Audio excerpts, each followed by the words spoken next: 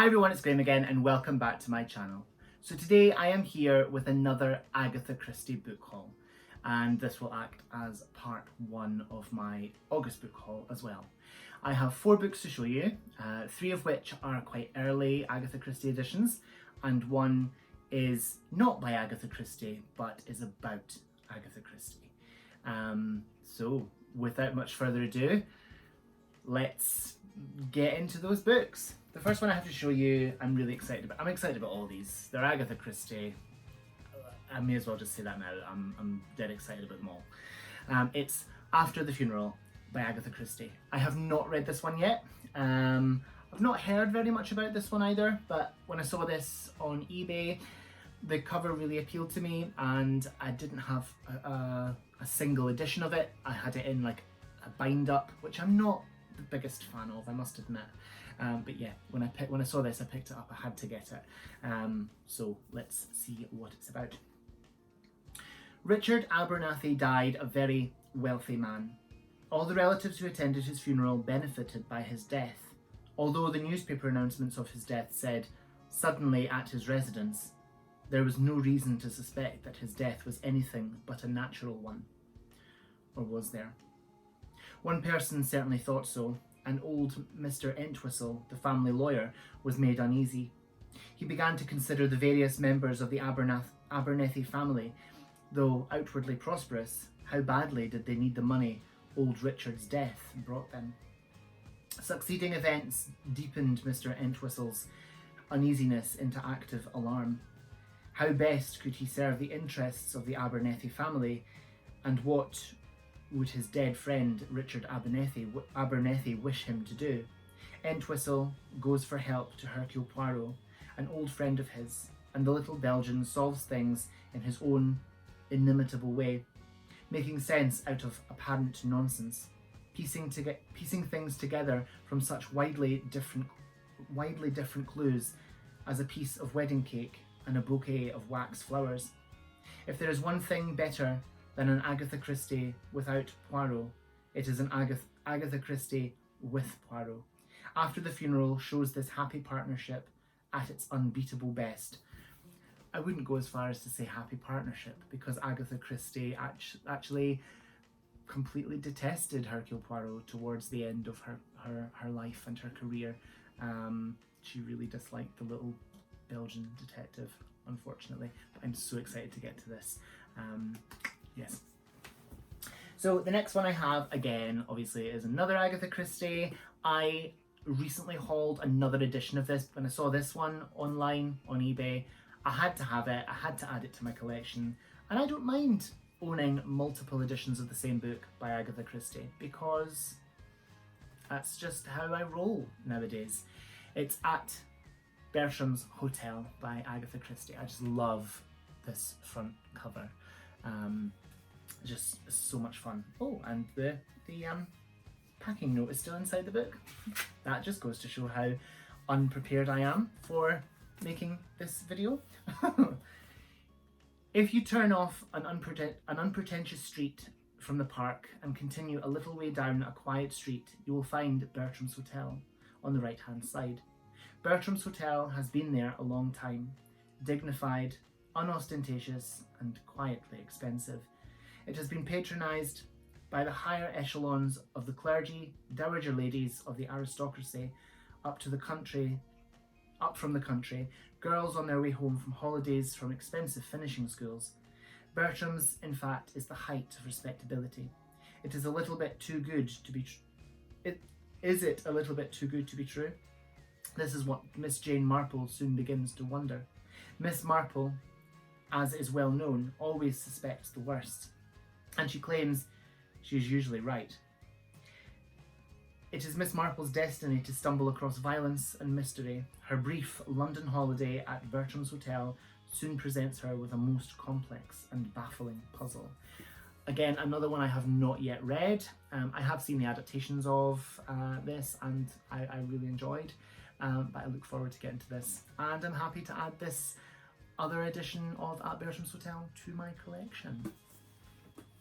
So the third and final book by Agatha Christie in this haul is one that I have heard about, and haven't heard great things about. I have not read this. I don't think I've seen any adaptations of it. I'm not sure there are. I might be wrong. But yes, when I saw it, I had to have it, and it is Third Girl. Again, I haven't heard very good things about it. It's probably not one of her best, apparently, but the cover, I just had to have it. I couldn't not. It's just lovely. It's just so evocative of that era of Agatha Christie, and yeah, I'm going to add it to my collection. Then what do you mean by saying she is the third girl? Mrs. Ariadne Oliver snatched up the Times and brought it to Poirot. Here you are, look. Third girl for comfortable second floor flat. Own room, central heating, Earl's Court. Third girl wanted to share flat. 5 guineas, own room. Fourth girl wanted Regent's Park, own room. It's the way girls like living now. Better than PGs or a hostel. It is the third girl, Norma Restorick, who is the subject of the new and complex mystery that here engages Hercule Poirot. What is wrong with Norma? She walks in on Poirot at the breakfast table and announces that she may have committed a murder, and then walks out again, leaving Poirot to battle his way to the truth. Has there been a murder? It would seem not. But Poirot repeats patiently and with increasing pressure, I want a murder. In time, the pattern fits together. Many random and intriguing events become logical once the underlying design has been understood. Though the clues are there, it will be a very perceptive reader who detects the truth before Poirot reveals it. Agatha Christie stands alone among crime novelists. Millions of readers from every age and country are addicts to the work of this most absorbing and distinguished of storytellers. Not one of those addicts will care to miss this brilliant new story, in which Hercule Poirot plays a full and dazzling role in the swinging London of young people today. That actually sounds really good. I do look forward to reading this, although, you know, I have been told that it's not her best. But it's Agatha Christie. How bad can it be? I fail to see how bad it could possibly be. But yeah, I'm happy to add it to my collection. So the final book in this haul is about Agatha Christie, but not by her. I have 2 paperback editions of this, and when I saw it in hardcover on eBay, it was mine. Immediately, it had to be. It is Agatha, a novel of mystery by Kathleen Tynan. I just love this. It's just gorgeous. It looks like that. I don't think there's any sort of design underneath the dust jacket. No, there isn't. It's just red boards. But it tells the story of Agatha Christie's 1926 disappearance in a fictional way. That's the car that Agatha Christie left at the side of the road, and it's in the countryside, and yeah, I'm so excited to finally get to this. In this tense and exciting book, Kathleen Tynan vividly recreates the strange events surrounding the mysterious disappearance from her home in 1926 of the world-famous Agatha Christie. For 10 days, the missing writer was sought high and low. The police dragged the ominous silent pool in Surrey, near which her abandoned car had been found. Thousands of amateur detectives joined in countrywide searches.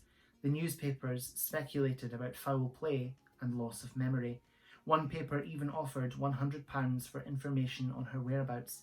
Her husband, Colonel Christie, who had fallen in love with another woman, suggested that Agatha's disappearance was of her own volition. The whole country was in a ferment of speculation. Then, quite suddenly, it all stopped. Agatha Christie was discovered staying at a hotel in Harrogate, where her husband went to collect her. They returned together to their home, Styles. What was really behind this strange affair, and why was Agatha in Harrogate? Kathleen Tynan, with great flair and originality, proposes an imaginary but imaginative solution to the mystery that readers are bound to find enthralling, as well as highly entertaining.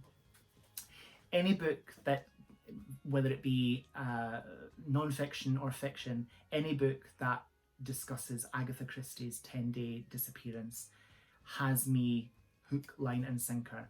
It's one of the things that I find so fascinating about Agatha Christie. She went missing for 10 days, was found in a hotel. She had signed in under the name of her husband's mistress.